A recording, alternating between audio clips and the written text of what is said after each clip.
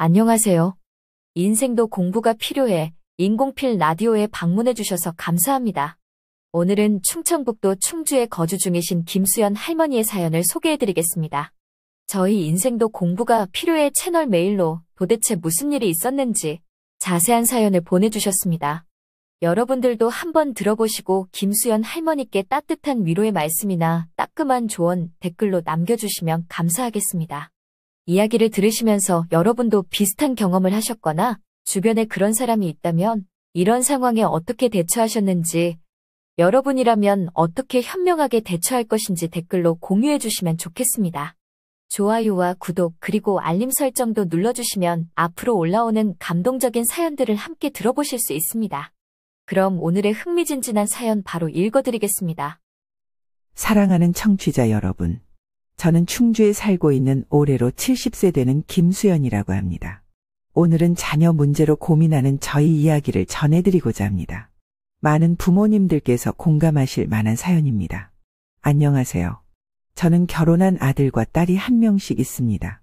결혼 전에는 몰랐지만 자식들이 독립을 해서 가정을 꾸리고 나니 이제는 내 품의 자식들이 아님을 깨달았습니다. 깨닫는 데까지 시간이 필요했고 그 사이에 상처도 많이 받았습니다. 저의 인생은 오로지 자식들만을 위한 삶이었다고 해도 과언이 아니었으니까요. 엄마, 지금 엄마 집에 왔는데 비밀번호가 틀리다. 바꿨다. 왜? 왜? 바꾼 비번 좀 알려줘. 들어가 있게. 싫다. 싫다고? 그래. 내 집인데 내가 왜 알려줘야 해. 뭐야, 왜 그래? 나 지금 반찬 가지러 왔어. 다 떨어져서. 이제 반찬을 사 먹든지 내가 해 먹든지 알아서 해. 왜 그래, 엄마? 딸 입장에서는 갑자기 이러는 엄마가 황당하겠죠. 저도 압니다. 비밀번호 알려줬다가 맘대로 들락날락하면 어떡하니? 네가 네 시어머니 그럴까봐 싫다며, 그리고 아무도 없는 집에 함부로 들어가려고 하지 말아라. 예의가 아니니까. 딸이 예전에 저에게 한 말을 그대로 돌려줬습니다. 갑자기 왜 그래, 엄마? 무슨 일 있어? 이제 정신 차려서 그런다. 왜? 나도 너희 오면 당연히 불편해. 부모라고 자식이 무조건 편하기만 한 줄 알아. 너도 이제 볼 일 있으면 며칠 전에 내가 시간이 어떻게 되는지 일정 물어보고 허락받고 나 있을 때 와서 초인종 눌러. 알겠니? 딸이 뭔가 더 할 말이 있어 보였지만 전 제 할 말만 하고 전화를 그렇게 끊어버렸습니다. 마음이 싱숭생숭 이상하더군요. 뭔가 후련한 듯 무거운 게. 저는 아이 둘을 홀로 키우느라 정말 고단한 삶을 살았습니다. 아들 한기수가 8살, 딸 한지수가 4살이 되었을 때 그만 남편과 사별하게 되었죠. 시부모님은 모두 돌아가셨고 친정에는 아버지만 계셔서 도움을 받을 형편도 아니었습니다. 저 혼자만의 힘으로 아이들을 키워야 했습니다. 두 아이를 먹여 살리기 위해 남들보다 몇 배로 더 일해야 했습니다. 힘들었지만 아이들이 잘 자라는 모습을 보며 살아갈 힘을 얻었습니다. 그렇게 악착같이 아들, 딸을 열심히 키워서 둘 다 대학도 보내고 결혼도 시켰습니다. 그리고 시간이 지나 이제 아들 한기수는 40세, 딸 한지수는 36세가 되었습니다. 정말 다 키웠죠. 맞벌이를 하는 아들과 며느리는 일과 가정의 균형을 맞추느라 나름의 어려움이 있었고 늘 바빴습니다. 집안일이 쌓이기 일쑤였고 어린 아이 도윤이를 돌보는 것도 쉽지 않았습니다. 그래서 제가 반찬을 가져다주고 손자를 봐주는 것이 나름 도움이 될 거라 생각했습니다. 어느 날 모임에서 오랜 친구들과 함께 이야기를 나누고 있었습니다. 언니, 그 현숙이 언니 얘기 들었어. 무슨 얘기? 글쎄, 아들네 집에 반찬 주러 갔었는데 그걸 애들이 몰래 버리는 걸 딱 본 거야. 믿기지 않아 물었습니다. 뭐라고? 반찬을 버렸다고? 그래, 나도 말로는 들어봤는데 직접 겪으니 더 충격이 큰가 봐. 어제 전화해서 울고불고 하는데 진짜 딱했어. 다른 친구들도 고개를 끄덕이며 맞장구를 쳤습니다. 요즘 젊은 애들은 그런 거 싫어하기도 한다니까요. 입맛에 맞네 안 맞네 하고 건강에도 안 좋은 인스턴트나 배달 음식을 왜 더 좋아하는지. 냉장고 봐봐, 맨 배달 음식통만 있지. 다들 한마디씩 거들었습니다. 김씨 할머니는 속으로 생각했습니다. 우리 아이들은 그럴 리가 없지. 자기네가 필요하다고 반찬 해달라고 하는 거니까. 그녀는 자신과 자식들 사이가 남들과는 다르다고 생각했습니다. 좀 더 끈끈하고 가깝다고 믿었죠. 남편 대신 함께 고난을 헤쳐온 게 바로 자식들이었으니까요. 그러던 어느 날 김씨 할머니가 아들 집에 반찬을 가져다 주는 날이라 바리바리 이것저것 만들어 아들 집에 도착해서 초인종을 눌렀는데 아무도 집에 없었습니다. 며느리가 점심시간 맞춰서 나온다고 해서 시간을 맞추려 부랴부랴 온 건데 아들도 며느리도 전화를 받지 않았습니다. 비밀번호라도 알면 누르고 집안에 들여다 놓을 텐데 오전 내내 땀 흘리며 반찬 만들 걸 그냥 집 앞에 놔두고 가기엔 날이 너무 더워 기껏 만든 반찬이 상할 것 같았습니다. 결국 여러 번 전화를 걸어 며느리가 받았는데 어머님, 제가 급하게 친정에 왔어요. 엄마가 아프시다고 해서요. 미리 반찬 가져다 준다고 약속을 하고 왔는데 친정 가면서라도 다음에 오라고 연락이라도 해주지 그냥 친정에 갔다는 말에 화가 났지만 꾹 누르며 사돈어른이 왜 아프셔? 어디가 아프신데? 넘어지셔서 발목을 삐긋하셨나 봐요. 병원 가서 엑스레이를 찍어봐야 할 것 같아요. 그래 얼른 병원 가봐야겠구나. 그럼 이 반찬 냉장고에 넣고 갈 테니 비밀번호 알려줘라. 어머님 집이 너무 엉망이라 그런데 그냥 경비실에 맡기시고 가세요. 죄송해요. 잠깐 반찬만 냉장고에 넣고 갈 건데 사실 5분도 안 걸릴 텐데 경비실에 맡기라는 소리에 어이가 없고 내가 물건 가져다주는 택배기사인 건지 너무 씁쓸하고 빈정도 상하고 여러 가지 감정이 뒤엉켰습니다. 경비실에 반찬을 맡기고 돌아서는데 아들한테 전화가 왔습니다. 엄마, 제가 전화를 못 받았네요. 무슨 일 있으세요? 반찬 넣어주려고 비밀번호 알려달라니까 도윤이 엄마가 안 알려줘서 경비실에 맡기고 가고 있어. 아들은 집이 엉망이라 그런가 보네. 비밀번호 문자로 알려드릴게. 냉장고에 넣어놓고 가요. 아들은 지 애미 기분은 상관 안 하고 아내만 두둔하는 느낌을 받았지만 일단 다시 경비실보단 냉장고에 넣어놓는 게 낫을 것 같아 경비실에서 반찬을 들고 아들 집으로 들어갔습니다. 비밀번호를 누르는데도 긴장이 되고 냉장고에 반찬을 넣는데도 뭐에 쫓기듯이 급하게 반찬을 넣고 부랴부랴 나왔습니다. 대략 몇 분도 안 되는 시간이었지만 가슴이 벌렁벌렁 마치 남의 집에 나쁜 짓 하러 온 강도처럼 두근두근했습니다. 김씨 할머니는 집으로 돌아오는 길에서 그동안 생각하지 못한 친구들의 말이 떠올랐습니다. 해준 반찬을 버리는 게 나쁜 며느리일까? 집에도 못 들어오게 하는 게 나쁜 며느리일까? 아들과 며느리의 행동에 대해 생각해 보았습니다. 그러면서 다시는 반찬을 가져다 주나 봐라. 내가 그 집에 다시는 가지 않을 것이다. 지들이 바빠서 안 가지러 와서 내가 온 거지 뭐 오고 싶어서 온 건가 등등 마치 불청객 대하듯 하는 생각에 나도 모르게 눈물이 흘렀습니다. 날도 덥고 3시간가량을 밖에서 헤매다가 기운이 쭉 빠져 집에 왔더니 딸이 와 있었습니다. 연락도 없이 어쩐 일이야? 그냥 왔어. 볼일 보고 엄마 보려고. 근데 엄마 무슨 일 있었어? 표정이 안 좋네. 딸을 보자 하소연이 절로 나왔습니다. 그래서 반찬만 놓고 그냥 나온 거야? 언니는 아무리 정신이 없었어도 미리 연락을 줘야지. 날도 더운데. 비밀번호도 말해주기 싫어서 경비실에 맡기고 가라는 게 정상인 거니? 내가 지네 집에서 뭐라도 훔쳐간대. 아, 근데 엄마, 나도 우리 시어머니가 비밀번호 알려달라 그러면 너무 싫을 것 같은데. 아니 내가 그냥 아무 때나 찾아간 게 아니라니까. 아니 상황은 그러긴 한데 비밀번호 알고 있으면 언제든 아무 때나 들어올 수 있다는 거 아니야. 어쨌든 아무도 없는 집에 함부로 들어가는 건 부모 자식 간에도 예의가 아니지. 내가 아는 내 딸의 생각이 이렇다니. 딸이 하는 말을 가만히 듣고 있자니 더 황당하고 어이가 없었지만 아 이게 현실이구나 라는 생각에 뒤통수를 3개 맞은 기분이 들었습니다. 며칠 뒤 아들에게서 전화가 왔습니다. 어머니, 오늘 애 엄마도 그렇고 저도 야근이라 늦을 것 같아요. 혹시 도윤이 6시 하원하면 좀 데리고 계실 수 있어요? 저는 그 집엔 다신 가지 않겠다고 다짐했지만 어린 손자를 내버려둘 수는 없었습니다. 그렇게 다짐을 했어도 전화 한 통의 다짐은 온데간데 없고 다시 손자를 데리고 아들 집으로 갔습니다. 그래요. 어른들의 문제지 그 애가 잘못한 건 아니잖아요. 저번에 알려준 비밀번호로 문을 열었지만 비밀번호가 아니라는 띠리릭 오류 소리만 나고 문이 열리지 않았습니다.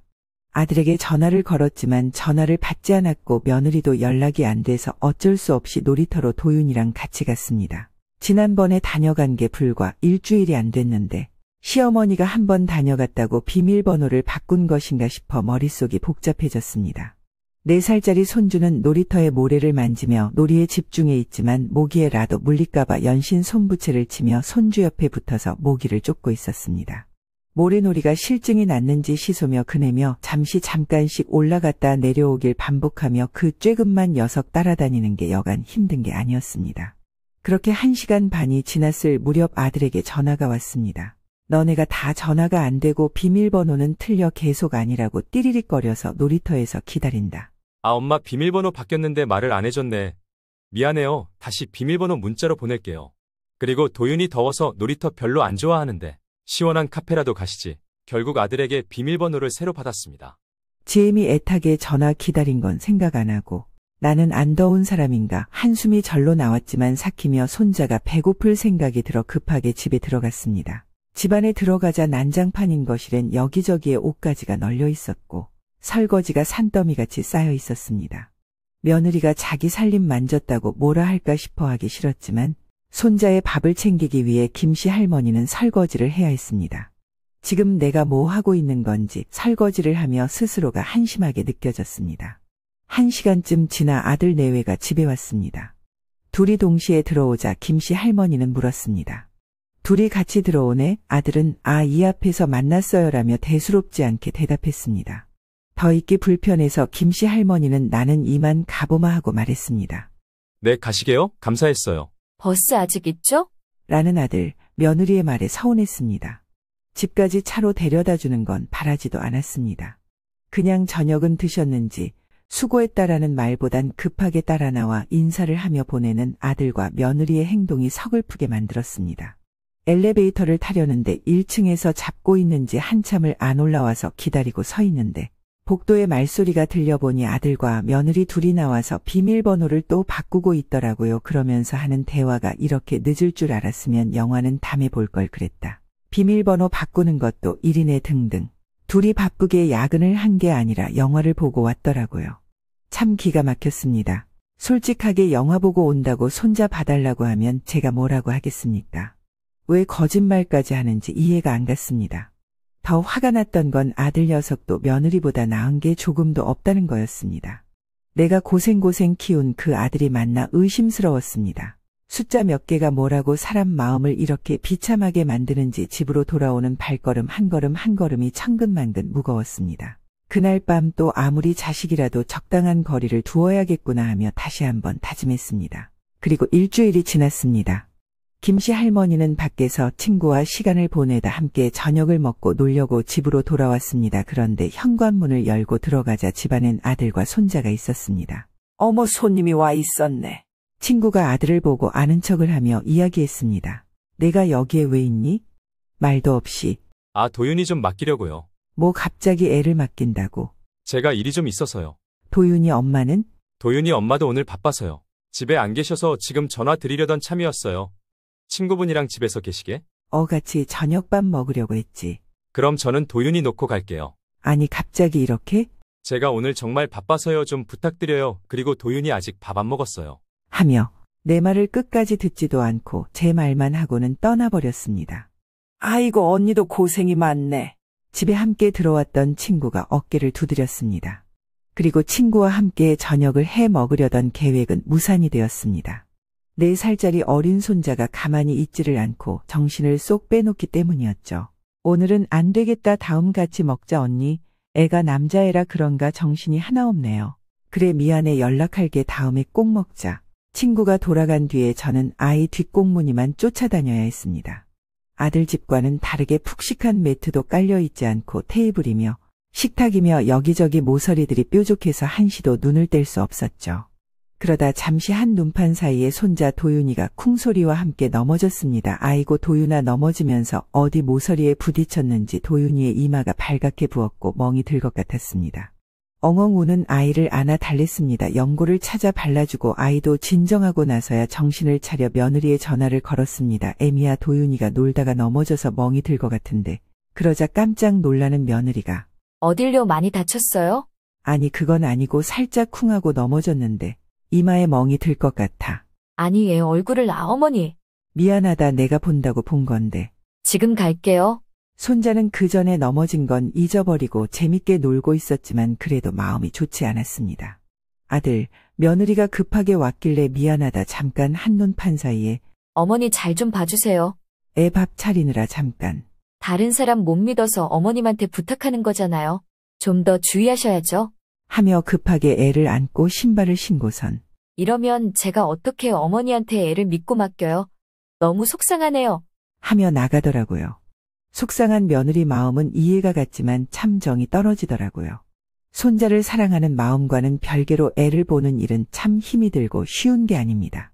부모 입장에서는 상처가 크고 작고에 상관없이 속이 상하겠지만 얼굴에 멍 하나 난 것으로 부모에게 이런 말을 하는 것도 요즘 사람들이라 이해해야 하나 싶었습니다.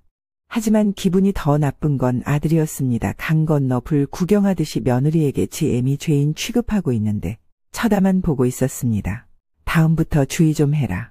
다음엔 이런 일 없게 하라는 등 며느리의 말을 듣고 어이가 없어 말도 안 나와 변명조차도 못하고 있었습니다.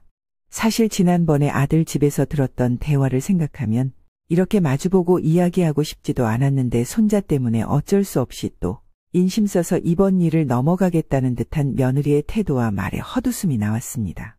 이래서 주위에서 손자고 뭐고 봐주지 말라고 애 봐준 공은 없다고 했던 거구나라는 말이 절실히 뭔지 알 것 같았습니다. 며칠 뒤 아들과 며느리는 또다시 김씨 할머니에게 전화를 했습니다.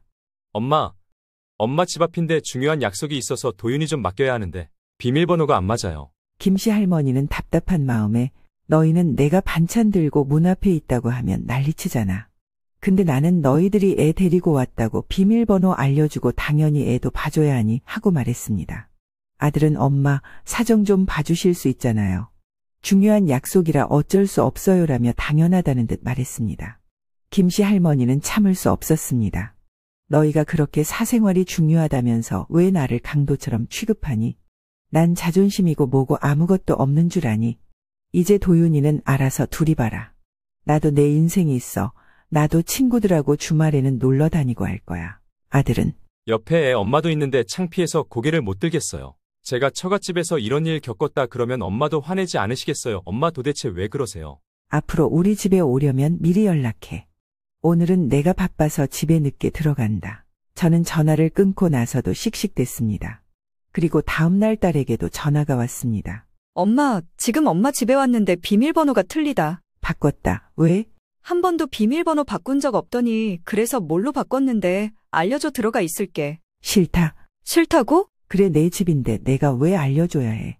뭐야 왜 그래? 나 지금 반찬 가지러 왔어. 다 떨어져서. 반찬을 사 먹든지 내가 해 먹든지 해.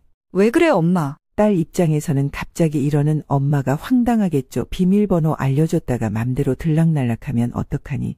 네가 네 시어머니 그럴까봐 싫다며 그리고 아무도 없는 집에 함부로 들어가려고 하지 말아라. 예의가 아니니까 딸이 예전에 한 말을 그대로 돌려줬습니다. 갑자기 왜 그래 엄마? 무슨 일 있어? 이제 정신 차려서 그런다. 왜? 나도 너희 오면 당연히 불편해. 부모라고 자식이 무조건 편하기만 한 줄 알아.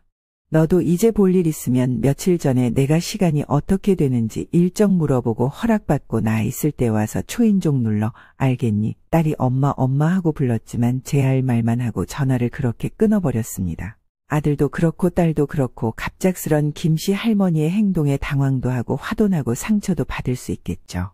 하지만 요즘에는 그렇게 해야 한다길래 그 모든 과정을 겪으면서 김씨 할머니도 적응해 갔으니 자식들도 차차 적응을 할 거라 생각합니다. 자식들이 부모의 희생을 당연하게 여기며 필요할 때만 부리는 것에 대해 더 이상 참을 수 없었습니다. 자식들의 이기적인 태도에 깊은 실망감을 느꼈습니다. 그녀는 마치 사랑하는 사람들에게 배신당한 것 같은 마음이었습니다. 자식들을 위해 헌신해왔지만 돌아오는 것은 차가운 무관심과 냉대뿐이었습니다. 이러한 경험들을 통해 김씨 할머니는 깨달았습니다. 자식들도 이제는 자신의 삶을 살아가야 하며 부모의 도움을 당연하게 여기지 않고 스스로의 힘으로 살아가기를 원한다는 것을. 그녀는 더 이상 자신을 희생하며 자식들에게 모든 것을 바치는 삶을 살지 않기로 결심했습니다. 자식들이 자신을 이해하고 존중할 날이 오기를 바라면서도 이제는 그 기대를 접고 자신만의 삶을 살기로 했습니다. 김씨 할머니는 이제 자신을 위한 삶을 찾기로 했습니다. 자식들에게서 받은 상처와 서운함을 딛고 자신의 행복을 위해 새로운 길을 모색하기로 했습니다. 그녀는 오랜 친구들과 더 많은 시간을 보내기로 하고 오랫동안 해보고 싶었던 취미를 시작했습니다. 그녀는 이제 자식들의 기대와 요구에 맞추기보다는 자신의 욕구와 행복을 우선시하기로 했습니다. 이 사연을 듣는 모든 부모님들께 그리고 자식들에게 부탁드립니다. 서로의 삶을 존중하고 이해하는 마음을 가져주시길 바랍니다. 부모의 희생이 당연한 것이 아니며 자식들도 부모님의 삶을 존중해 주기를 바랍니다. 부모님들께서도 자신의 삶을 찾아가며 행복을 추구하시길 바랍니다. 부모의 사랑과 헌신이 자식들에게 큰 의미가 있지만 부모님들의 행복도 그만큼 중요합니다. 김씨 할머니의 이야기를 통해 모든 가족들이 서로를 이해하고 존중하는 계기가 되기를 바랍니다. 가족 간의 갈등과 오해는 세대 차이와 가치관의 차이에서 비롯될 수 있지만 이를 극복하기 위해서는 서로의 입장을 이해하고 존중하는 노력이 필요합니다.